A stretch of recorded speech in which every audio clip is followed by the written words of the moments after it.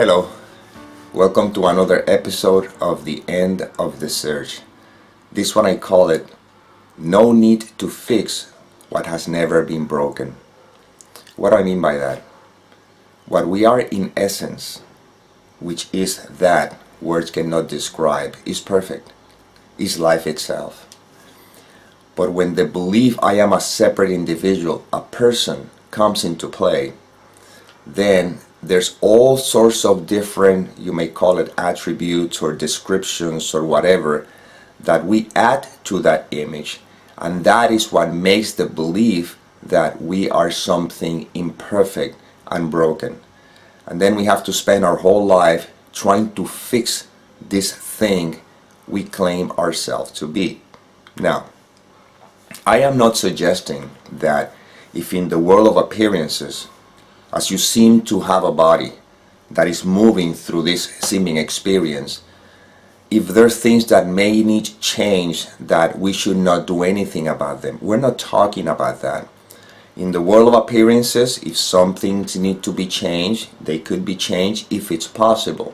Now, what we're pointing to is that when I'm resting in the recognition that I can see all the things that seems to appear. It means I can perceive the whole world. I can see the thoughts. I can feel the feelings. But there's a rest, there's a sense of peace in which I rest in, that paradoxically, from that space, whatever decisions that needs to be made or whatever actions that has to take come from a space of wisdom, and whatever needs to be done will be done far much better than if I were trying to take any kind of action with a mind that is identified with all its conditioning. You see? So we are always reminded here that I always am. And then from that place of knowing that I am, just watch how life unfolds. On this journey called human experience, well, the moment I begin to believe the concept I am a person, well, with that concept will come every single belief that you attach to it. I am good, I am bad, pretty, ugly, competent, incompetent, successful, failure, I deserving, not deserving, I want this, I want that, the world shouldn't be like this, the world should be like that. And all of the things, if you really look at them, they're just thoughts. You see? They're just thoughts. They are not facts. Even the thought I am an individual is a thought, not a fact. We're pointing to the fact, and the fact is that I am. You see? Now, you may say, does that imply that I can do the things I like to do in the world? See, I am not saying any of that. All the things will be done if they're supposed to be done, because I'm not the one doing them anyway. This is just basically pointing at what we are always, in spite of what the character seems to do or not do. When you know who you are, all the questions immediately falls by the wayside, because you see them also as thoughts that appear. And even if an answer is necessary, a thought in form of an answer appears, but they both appear in you, in what I am. And some may suggest that makes life boring, there's no excitement, nothing to do. The total opposite. That means life fascinating, because now you're seeing the play take place, unfold. And because you know what you are, you're no longer distracted or hypnotized by the play. And when the time comes to take action, to do something, you notice how you find yourself doing that. But at all times, you know that you are. You see? The boringness is when even I forget who I am and I just believe whatever thought that suggests this shouldn't be like this is boring. See, these are thoughts. But when I am, I rest in peace. You see, that's the peace I'm pointing to.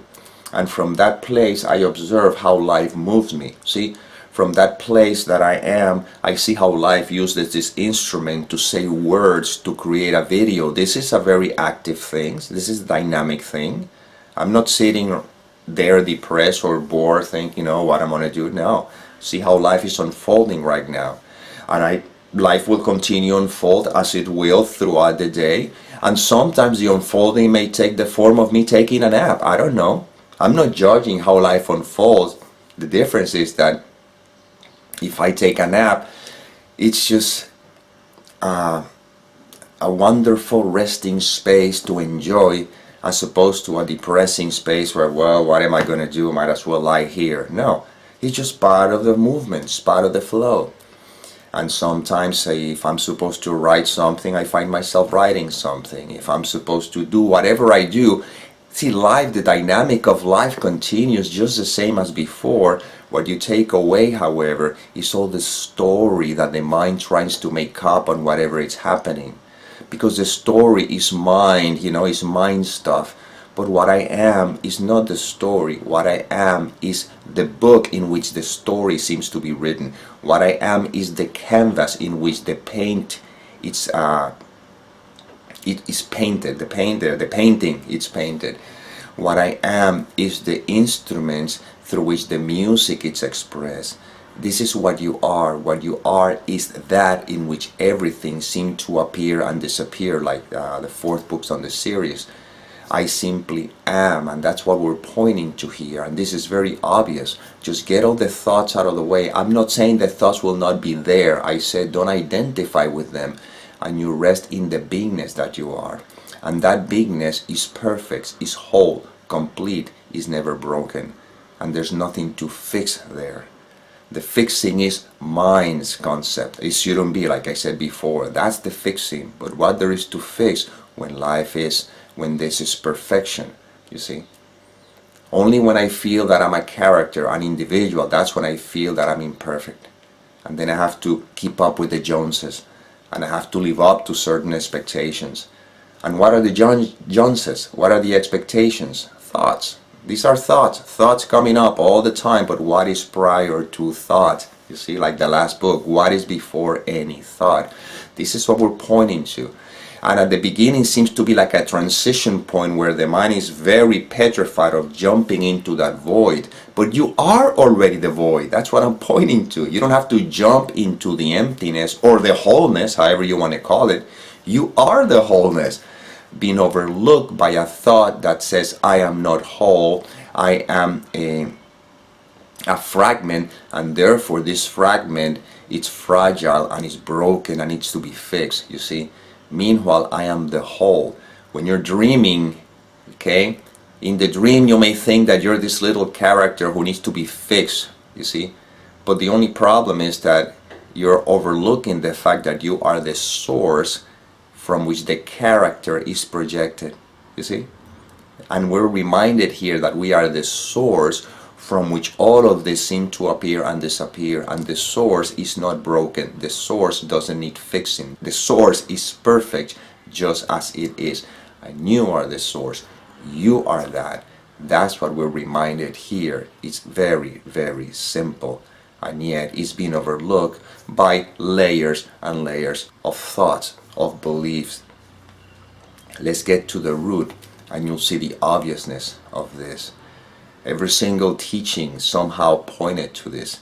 Nisargadatta Maharaj used to say that you overlook all of this because you think that there's going to be fireworks or something like that when you wake up, or whatever the case may be, not realizing that you are already awake, and the fireworks are the concept that the mind has constructed to overlook what is obvious. See, this is the most obvious thing. Nothing has to happen in my life for me to be.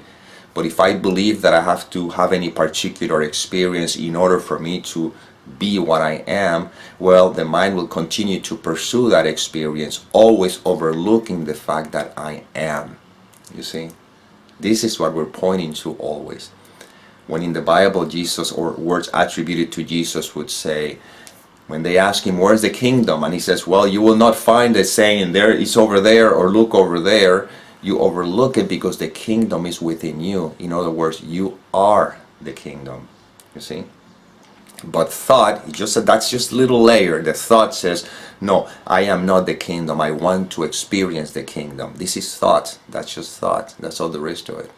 But in the end, I am. Right now, you can never negate the fact that you are. You cannot say that you are not. But if the I am that you're experiencing seems to be this individual that now thinks that in order to experience that I am, whatever the case may be, something special has to happen, you're overlooking the obvious. And the obvious is that life is I am. Thoughts appear, sensations appear, situations may appear, but I remain because I am.